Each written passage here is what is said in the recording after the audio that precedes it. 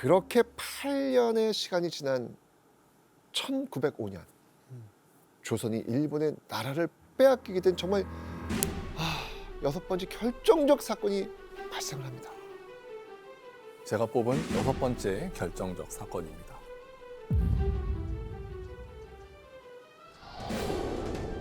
일산늑약입니다.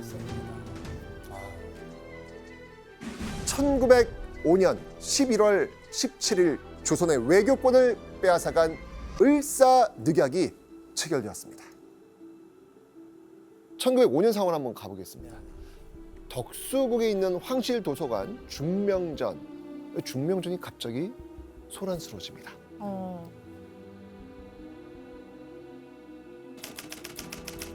쾌걸 준비를 하던 대한제국의 대신들은요, 중명전에 갑자기 들이닥친 누군가를 보고 깜짝 놀랍니다. 자, 이 중명전을 습격한 이들은 누구였냐면요, 바로 총칼로 무장한 일본 헌병들이었어요. 그리고 일본 헌병들 뒤로 누군가 슬그머니 나타나서 쫙 얼굴을 보이죠. 여기서 이제 이또 히로부미가 등장하는 겁니다. 이또 히로부미가요, 군사를 이끌고 중명전에 쳐들어온 이유가 있었죠. 이또 히로부미는요, 이틀 전인 11월 15일 대한제국의 외교권을 포기하시오 라고 하면서 을사늑약 체결을 강요했거든요. 안 되죠. 당연하죠. 예. 고종은요, 이또 히로부미와 설전까지 벌이면서 조약 체결할 수 없다라고 반박을 해요. 그러자 고종에게 이또 히로부미가 아주 충격적인 말을 남기죠. 승낙하든 거부하든 마음대로 하십시오. 하지만 거부한다면 뒷일은 우리도 책임지지 못합니다. 협박인데. 그렇죠. 협박이죠. 그렇죠. 이 오만 불순한 태도에 고종은 입을 떡 벌릴 수밖에 없었죠. 이후에도 고종은요, 계속 시간을 끌면서 조약 체결을 반대합니다. 그러자 이 참다 못한 이또 히로부미가 군사를 동원해가지고 군까지 지금 쳐들어온 거예요. 그리고는 이 대신들을 협박해서 강제로 조약을 체결합니다. 고종의 허락조차 받지 않은 그야말로 날강도 같은 그런 조약이었던 것이죠. 아관 파천 이후에 조선을 두고 일본과 러시아는 계속 눈치 게임을 벌이고 있었잖아요. 그렇다면 일본은 대체 어떻게 러시아를 따돌리고 을사늑약을 체결할 수 있었을까? 그 이유는 바로 을사늑약을 맺기 1년 전인 1904년에 일본이 러시아의 코를 납작하게 만드는 일이 벌어졌기 때문입니다.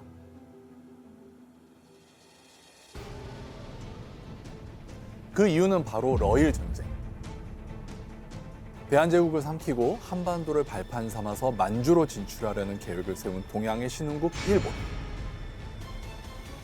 그러니까 이때 일본의 국가 발전 전략은 그냥 전쟁, 나라를 지키려는 전쟁이 아니라 우리가 잘 살게 되려면 전쟁을 해서 다른 나라를 침략해야 된다라고 딱 생각을 하고 덤벼들고 있었던 거예요. 그리고 한반도를 비롯해 만주를 지배해서 아시아 전역에 영향력을 넓히려고 한 서양 열강 러시아. 두 나라가 제대로 한판 붙게 된 겁니다. 1904년 2월에 시작된 러일 전쟁은 이듬해인 1905년 6월까지 이어졌습니다. 엎치락 뒤치락 하다가 결국 일본이 러일 전쟁에서 승기를 잡게 됩니다. 그리고 이때 일본은 조선에서의 영향력을 극대화하는 조약을 체결하게 됩니다. 이 조약은 포츠머스 조약이라고 하고요. 일본이 러일 전쟁에서 승리한 뒤에 체결한 것입니다. 러시아 제국은 일본 제국이 한국에 대해 정치와 군사 및 경제적인 우월권이 있음을 승인하고 일본 정부가 한국에 대해 관리, 감독, 보호 조치를 할 수 있음을 승인한다. 또한 러시아는 한국 영토의 안전을 위하여 일본이 군사적 조치를 취할 수 있음을 동의한다. 말도 안 돼. 약간 그 러시아판 시모노세키 역시. 그거를 지금 이번에는 러시아한테 받아낸 거죠. 즉 일본이 서구 열강으로부터 공식적으로 대한제국에 대한 보호권을 인정받게 된 겁니다. 청일 전쟁에 이어서 러일 전쟁에서까지 승리하면서 일본은 아주 의기양양해졌습니다. 그리고는 고종한테 야 우리가 대신 청일 전쟁, 러일 전쟁까지 치르면서 이 한국의 독립을 지켜줬잖냐.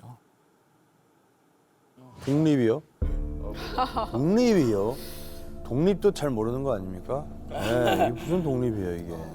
아무튼 우리가 한국의 독립을 지켜줬으니까 대한제국의 외교권을 대신 내놔 라고 지금 이토 히로부미가 요구를 했던 거죠. 근데 외교권을 빼앗기는 거는 너무 치명적이죠. 당연하죠. 외교권을 내놓으라는 건 정확하게 뭐 어떤 뜻인가요? 뭐 우리가 다 하겠다는 거예요, 자기들이? 일단 다른 나라와 교섭할 수 있는 권리 자체가 박탈되는 거니까 무역을 할 때도 우리가 원하는 바대로 할 수가 없고, 그리고 우리나라에 있는 여러 가지 광산이라든가 목재 같은 이권을 다른 나라에 팔거나 혹은 다른 나라에 있는 그 무엇을 살 때에도 우리는 제대로 된 권한을 집행할 수 없습니다. 다 일본이 대신해 줘야 되는 거죠. 근데 그것보다도 제일 큰 거는 그때 당시의 세계 질서는 유럽을 중심으로 재편되고 있었는데 이 유럽은 전 세계에 있는 모든 나라를 해줄로 세우고 있다고 생각하시면 돼요. 제일 위에는 독립국, 그 다음에는 속국, 가장 아래는 식민지입니다. 근데 독립국이 아니면 제대로 된 나라 대우를 인정받지 못하고, 그러면 그 나라는 더 힘 있는 나라한테 침략당하거나 국권을 빼앗겨도 아무런 말을 하지 못해요. 근데 외교권을 빼앗긴다는 것은 독립국이 아닌 거죠. 그러면 속국입니다. 속국이 되면 그 다음에는 대한제국 안에서 어떠한 인권 침해라든가 국권 침해, 대한제국 사람들의 피해, 심지어 사람들이 죽고 다치게 되는 것, 무슨 일이 벌어져도 국제사회에서 호소를 하지 못해요.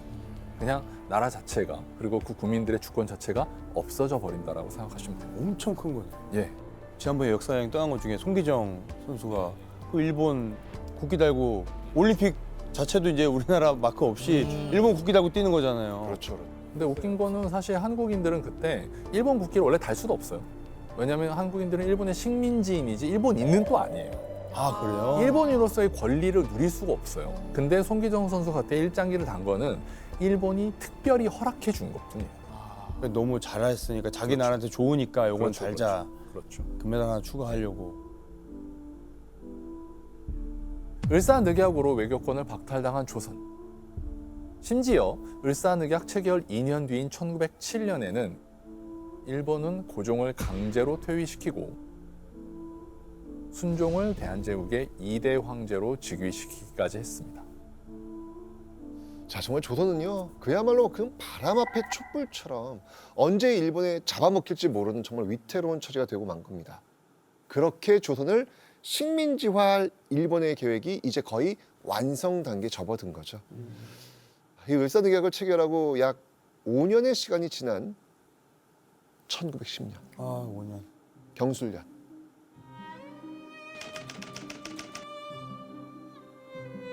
창덕궁 대조전의 분위기가 쫙 가라앉아 있었습니다. 누구 하나 쉽사리 입을 열지 못한 채 순종의 눈치만 살피고 있었어요. 순종은요, 눈앞에 놓인 엄청난 문서를 보고요, 눈을 질끈 감을 수밖에 없었습니다. 대한제국을 아예 일본에 귀속시키겠다는 충격적인 내용의 문서가 순종의 눈앞에 놓여 있었기 때문입니다. 이때 이 정막만이 가득했던 대조전에 누군가의 목소리가 울려 퍼집니다. 일본과 조선의 병합은 불가피합니다. 정막을 깨며 일본과 조선의 병합을 강력하게 주장한 이 남자의 정체, 바로 대표적인 친일파 이완용이었습니다. 숨막히는 분위기 속에서 대신들의 눈치를 살피던 대한제국의 황제 순종, 결국 오랜 침묵을 깨며 어렵게 한마디를 내뱉죠. 모든 신하가 좋다고 하면 짐도 예의가 없다. 결국 이완용의 뜻대로 한일 병합조약 문서에 도장을 찍게 된 겁니다. 나라의 씻을 수 없는 치욕이라고 해서 경술국치라고 부르죠.